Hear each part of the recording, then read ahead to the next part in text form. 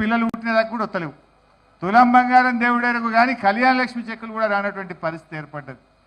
ప్రభుత్వం మొత్తం కూడా ఇలా కాంగ్రెస్ ప్రభుత్వం శృతిలేని గతిలేని ప్రభుత్వం అయిపోయింది. డైరెక్షన్ లెస్ ప్రభుత్వం అయింది. క్యాబినెట్లో కాంగ్రెస్ ప్రభుత్వంలో ఒక శృతి లేదు. తలా ఒక మాట మాట్లాడుతూ ఉన్నారు. ఇలా రాష్ట్ర ఆదాయం తగ్గుముఖం పట్టింది. బీఆర్ఎస్ ప్రభుత్వం ఉండగా ఏటా 12% రాష్ట్ర ఆదాయాన్ని పెంచింది బీఆర్ఎస్.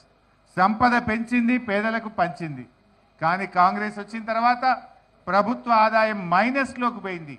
జీఎస్టీ తగ్గింది, స్టాంప్స్ అండ్ రిజిస్ట్రేషన్ తగ్గింది, ఎక్సైజ్ ఆదాయం తగ్గింది, మైనింగ్ ఆదాయం తగ్గింది, ఆర్టీఏ వెహికల్ రిజిస్ట్రేషన్ ఆదాయం తగ్గింది. ఓవరాల్గా ఈ ప్రభుత్వ వైఫల్యం వల్ల పాలన చేతగాక మొత్తం పరిపాలన కుంటుపడ్డటువంటి పరిస్థితి మనకి రాష్ట్రంలో కనబడతా ఉంది. ఇవాళ రేవంత్ రెడ్డి గారు కేవలం